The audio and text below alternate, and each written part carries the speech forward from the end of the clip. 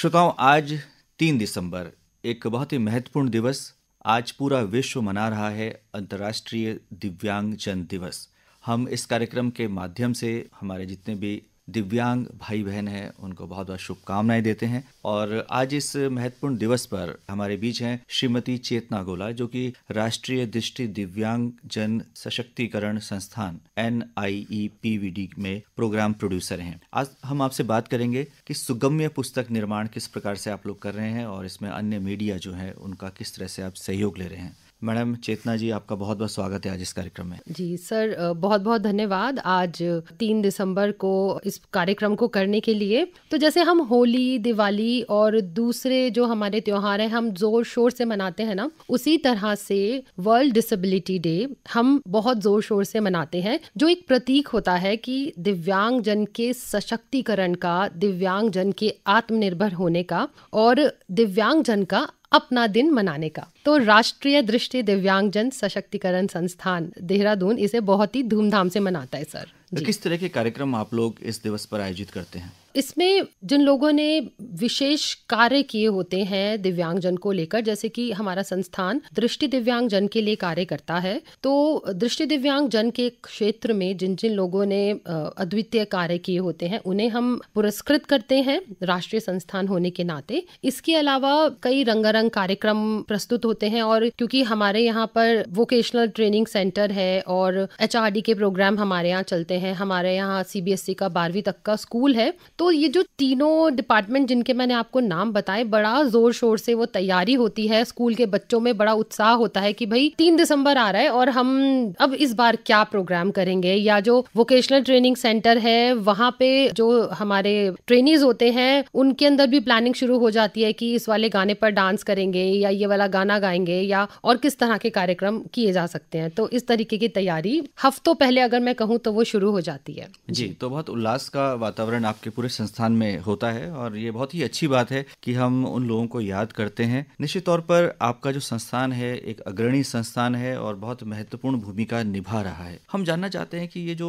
Talk book section आपके यहाँ पहले होता था और अब आप लोग सुगम्य पुस्तक निर्माण की ओर अग्रसर हैं, इसके बारे में बताएं कि है क्या टॉक बुक, क्या होती है और जो हम सामान्य पुस्तकें पढ़ते हैं उससे किस प्रकार ये भिन्न होती है? सर, बहुत अच्छा आपने ये प्रश्न किया। अक्सर लोगों की ये एक सोच होती है कि जो दृष्टि बाधित व्यक्ति है वो कैसे पढ़ता होगा। टीवी में देखा होता है या कभी किताबों में पढ़ा होता है, तो जो ब्रेल उनके दिमाग में अंकित होता है कि कुछ छूकर दृष्टि बाधित लोग पढ़ते हैं। जहां तक बात टॉकिंग बुक की आती है, तो टॉकिंग बुक में हम, अगर मैं बहुत ही आम भाषा में बताऊं, तो एक प्रिंट किताब को हम रिकॉर्ड करते हैं और ये रिकॉर्डिंग दूसरी रिकॉर्डिंग से इस तरह भिन्न होती है कि हम रिकॉर्डिंग करते वक्त उसमें नेविगेशन की फैसिलिटी देते हैं। देखिए, किताब सपोज कीजिए कि अगर कोई किसी भी हिंदी या अंग्रेजी किसी भी भाषा की या किसी भी किताब को हम रिकॉर्ड कर रहे हैं, तो उसमें बाकायदा पेज नंबर डाले जाते हैं, उसमें टाइटल डाला जाता है, उसके सब टाइटल डाले जाते हैं और इसका एक खास सॉफ्टवेयर होता है जिसके माध्यम से ये रिकॉर्डिंग होती है, जिसको हम जिसको हम डेजी सॉफ्टवेयर कहते हैं, यानी डिजिटल एक्सेसिबल इंफॉर्मेशन सिस्टम। तो इसके माध्यम से जो रिकॉर्डिंग होती है, रिकॉर्डिंग के साथ साथ ही जो नैरेटर आर्टिस्ट होता है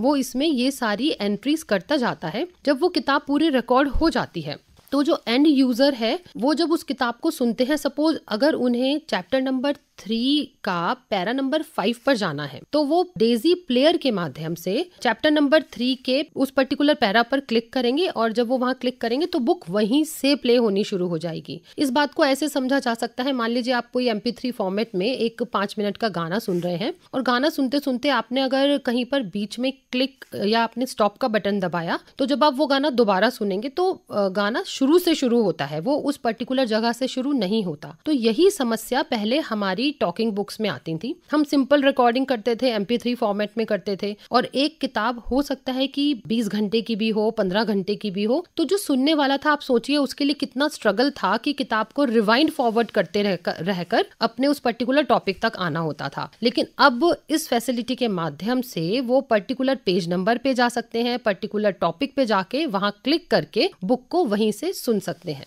अब मैं जानना चाहूंगा आपसे कि ये पाठ्यक्रम कौन से होते हैं जो टॉक बुक्स में आप रिकॉर्ड करते हैं, और जो रिकॉर्ड करने वाले लोग हैं, एक तो टेक्नीशियन आपके पास होंगे, लेकिन जो वाचक होते हैं वाचिकाएं होती हैं, जिनकी खूबसूरत आवाज़ें होती हैं, उनका चयन कैसे करते हैं और वो इन्हें किस तरह से पढ़ते हैं? क्योंकि इसको उसी अंदाज में पढ़ा जाना चाहिए ताकि हम उन भावनाओं को ग्रहण कर सकें। जी, बहुत ही महत्वपूर्ण बात सर आपने कही है कि अगर 20 और 25 घंटे की किताब होगी और अगर उसको कोई पढ़ना चाहेगा तो अगर वो रोचक नहीं हुआ तो सुनने वाला, पढ़ने वाला निश्चित रूप से बोर हो जाएगा। जो उद्देश्य है हमारे संस्थान का कि हमारा जो दृष्टि दिव्यांग है वो अपने पैरों पर खड़ा हो सके, तो उसके लिए जो विषय होते हैं किताबों के चयन के, हायर लेवल स्टडीज की किताबें और इसके अलावा और कॉम्पिटिटिव एग्जाम्स की किताबें हो गई या पाठ्यक्रम की जो किताबें हो गई जैसे CBSE हो गया या कोई भी बोर्ड हो गया, तो उसको हम रिकॉर्ड करते हैं। तो साथ साथ ये भी होता है कि किताब में अगर कोई चित्र है या कोई टेबल है तो जो वाचक कलाकार होता है उसको इतनी ट्रेनिंग दी जाती है कि उसे उस चित्र का भी चित्रण शब्दों के माध्यम से करना होता है। मान लीजिए कि भारत का अगर कोई नक्शा है तो वो बताएगा कि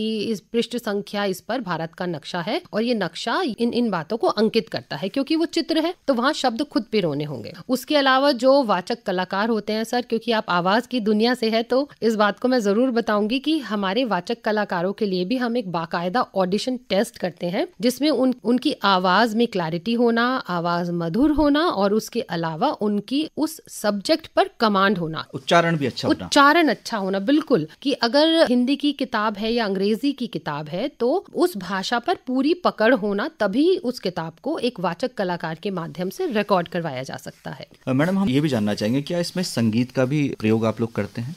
बहुत ही बढ़िया प्रश्न है सर ये। संगीत की जहाँ जरूरत होती है, हर किताब की रिकॉर्डिंग उसकी आवश्यकता के अनुसार होती है। जैसे कुछ किताबें, कॉम्पिटिटिव एग्जाम्स की किताबें कुछ ऐसी होती हैं जिनमें प्रश्न तो शुरू में होते हैं पर उनके उत्तर आखिर में होते हैं, तो हमें उसके अकॉर्डिंग उसकी रिकॉर्डिंग करनी होती है। तो यदि आवश्यकता है तो हम संगीत को भी उसमें डालते हैं। जैसे कि अगर बच्चों के लिए कहानियों की किताब रिकॉर्ड कर रहे हैं तो उसमें हम म्यूजिक लगाएंगे तो वो और एक्सपीरियंस जो है वो और एनहेंस करता है। ये तो हम पाठ्य पुस्तकों की बात कर रहे हैं। क्या जो हमारा बहुत ही अच्छा साहित्य है, यदि मैं पंचतंत्र की कहानियों की बात करूं तो क्या ऐसी पुस्तकें भी रिकॉर्ड की जाती हैं? जी बिल्कुल। किसी भी व्यक्ति के सर्वांगीण विकास के लिए जिस भी तरह के लिटरेचर की जरूरत है हम वो सब रिकॉर्ड करते हैं। अगर हमारे दृष्टिबाधित बच्चे हैं तो वो भी चाहेंगे ना कि वो कहानियां सुने, तो बिल्कुल पंचतंत्र और भी हैरी पॉटर, इस तरह की काफी किताबें होती हैं। अब मैं आपसे जानना चाहूंगा कि सामुदायिक रेडियो केंद्रों के आने के बाद एक नया कल्चर डेवलप हुआ है और विभिन्न जो प्रतिष्ठित संस्थान हैं उनके अपने कम्युनिटी रेडियो स्टेशन हैं जहां लोगों को मौका मिलता है। हमने सुना है कि आपके संस्थान का भी एक रेडियो स्टेशन है और जिसको आपके दृष्टि दिव्यांग भाई बहन चलाते हैं। इस रेडियो स्टेशन के बारे में हम जानना चाहेंगे। जी, 91.2 NIVH हेलो दून के नाम से हमारा ये radio station community radio station चलता है और खास बात इसकी ये है कि ये भारत का अकेला और अनोखा सामुदायिक रेडियो स्टेशन है जो कि सभी दिव्यांग जन की जरूरतों को ध्यान में रखते हुए कार्यक्रम निर्माण करता है। तो सबसे बड़ी खास बात तो ये है और इसके साथ साथ सर मुझे बताते हुए बहुत खुशी हो रही है कि जो NIEPVD के जो हमारे स्टूडेंट्स हैं वो ही यहाँ पे कार्यक्रमों का संचालन करते हैं और उन्हें हम ट्रेनिंग देते हैं। आप इमेजिन कीजिए सर कि कोई कॉलेज में हमारे जो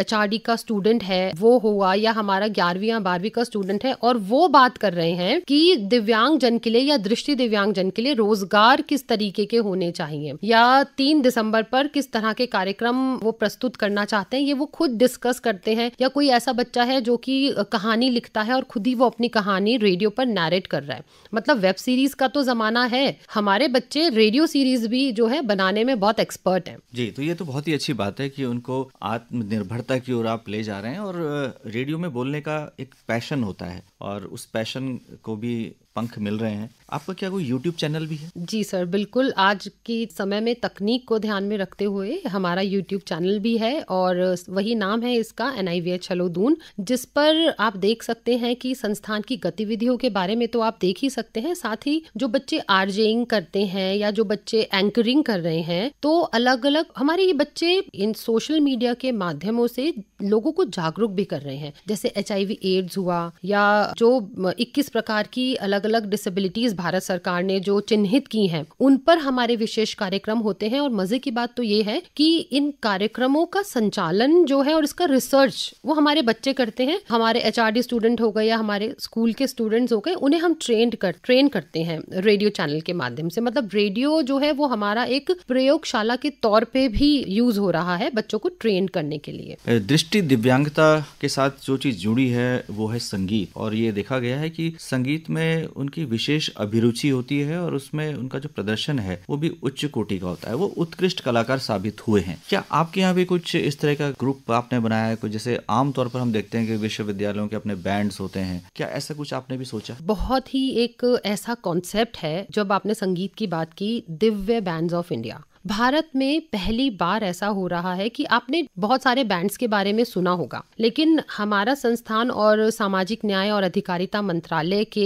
दिशा निर्देशों में हमने एक कंपटीशन ऑर्गेनाइज किया जिसका नाम है दिव्य बैंड्स ऑफ इंडिया। और इसमें खास बात यह है कि इस कंपटीशन में जितने भी बैंड्स हमारे पास आए जिन्होंने पार्टिसिपेट किया वो सभी दृष्टि बाधित बैंड थे। जी हाँ, आपने सही सुना, जितने भी बैंड्स हमारे साथ रहे इसमें वो सभी दृष्टि बाधित, चाहे वो सिंगर हो या फिर वो इंस्ट्रूमेंटलिस्ट हो। तो इसको भी आप हमारे YouTube चैनल पर, जो कि NIVH हलोदून के नाम से YouTube चैनल है हमारा, हमने इसमें एक प्लेलिस्ट अलग ही बनाई है दिव्य बैंड्स ऑफ इंडिया के नाम से। और ये पूरे भारत में कंपटीशन रहा सर, और भारत के हर राज्य से हमें बैंड मिले हैं, दृष्टि बाधित बैंड। हम जानते हैं कि आपके संस्थान से बहुत ऐसे कोर्सेज चलाए जाते हैं जो कि दिव्यांगों के लिए बहुत महत्वपूर्ण साबित हो सकते हैं, उनको उसके माध्यम से रोजगार भी मिल रहा है। जब हम रेडियो की बात करते हैं, सोशल मीडिया की बात करते हैं, तो उसमें अगर आप व्यावसायिक रूप से आगे आना चाहते हैं तो कोई ऐसा पाठ्यक्रम आपने युवाओं के लिए रखा है, ताकि जैसे आमतौर पर हम कहते हैं कि RJ बनना चाहता है कोई ऐसा पाठ्यक्रम आपका है? इसके लिए भी